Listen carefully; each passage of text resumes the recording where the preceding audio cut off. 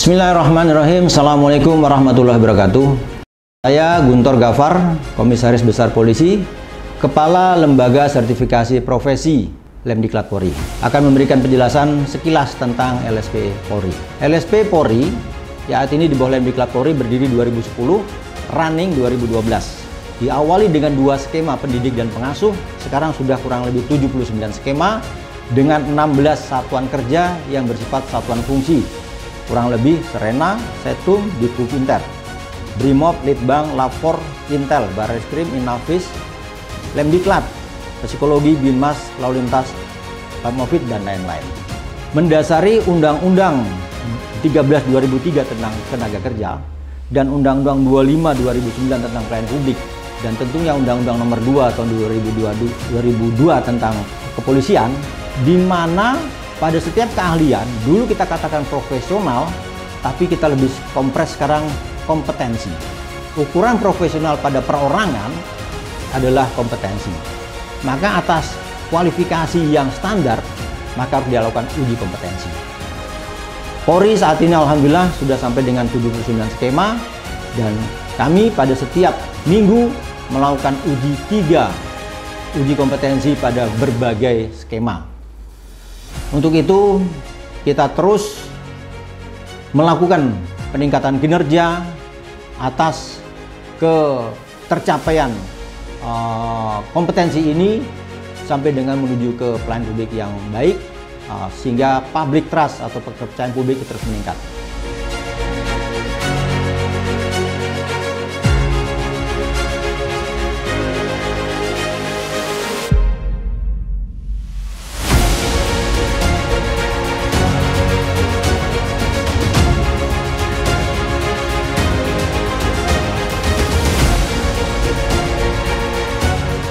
Perkenalkan, nama saya Kompol Mahbub, jabatan saya Pak Ur Subak Sertifikasi LSP Lemdiklat Polri.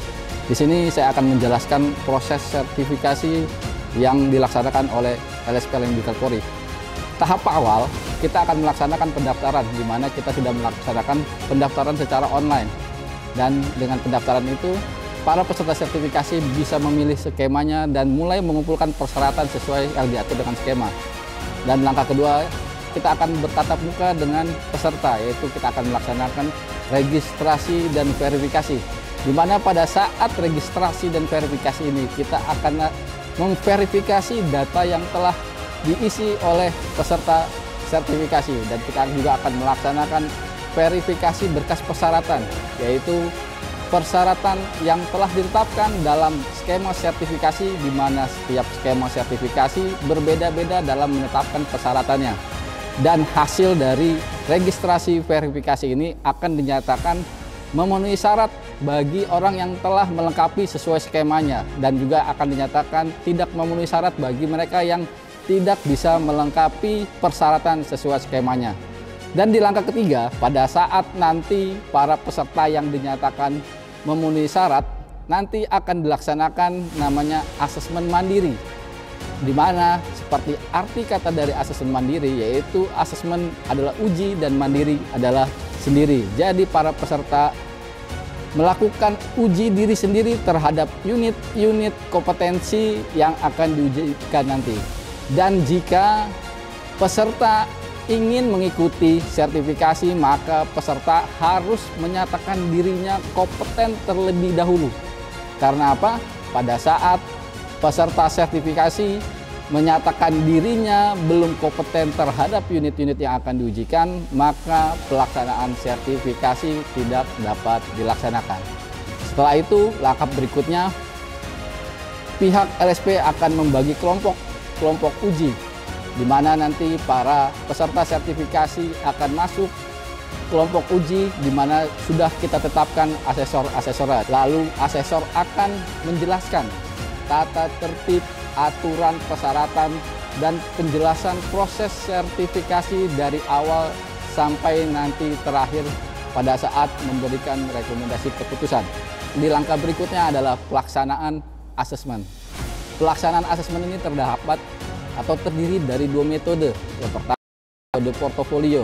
Yang kedua adalah metode uji kompetensi atau observasi. Dua metode ini digunakan untuk mengumpulkan bukti-bukti kompetensi. Pada saat metode portofolio dikumpulkan adalah bukti-bukti kompetensi yang telah lampau. Jadi peserta sertifikasi mengumpulkan bukti-bukti kompetensi seperti berita acara, terus lama dinas, dan lain halnya. Beda dengan metode uji kompetensi. Di uji kompetensi, para peserta sertifikasi melaksanakan praktek yang akan dilaksanakan atau instruksi yang akan diberikan oleh asesornya. Dia melaksanakan yang disebut namanya bukti langsung. Dan dalam pelaksanaan dua metode ini, outputnya adalah menghasilkan rekomendasi, yaitu ada dua rekomendasinya, belum kompeten dan kompeten. Karena apa?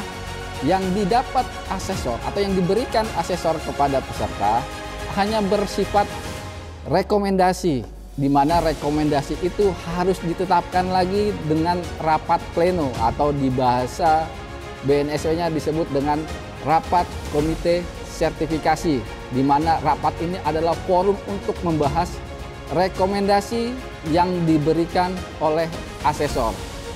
Apa saja yang dilaksanakan, kita akan mencatat atau membahas apa-apa saja yang terjadi dalam asesmen tersebut. Apakah ada pelanggaran, ataukah berkas dicek lagi berkas-berkas persyaratannya sudah lengkap atau tidak.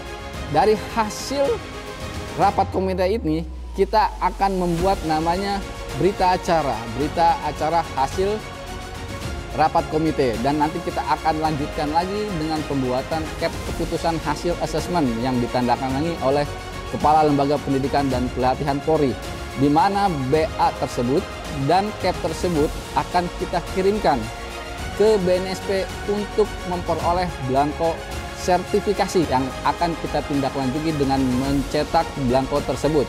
Dan setelah kami cetak, kita akan mengirimkan kepada peserta sertifikasi atau satker fungsi yang memohon kepada kami untuk melaksanakan sertifikasi.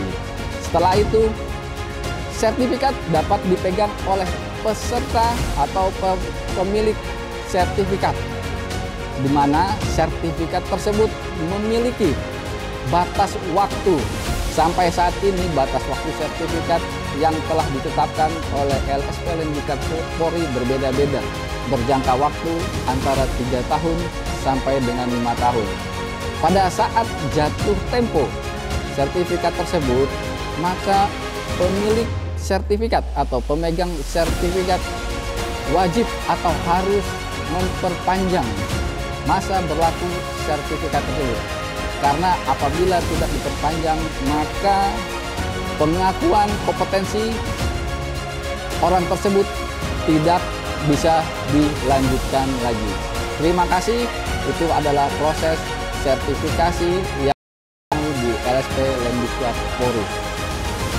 Demikian saja, semoga memberikan semangat, stimulan, dan tambahan wawasan atas apa itu sertifikasi yang ada di Polri. Terima kasih, mohon maaf lahir batin. Assalamualaikum warahmatullahi wabarakatuh.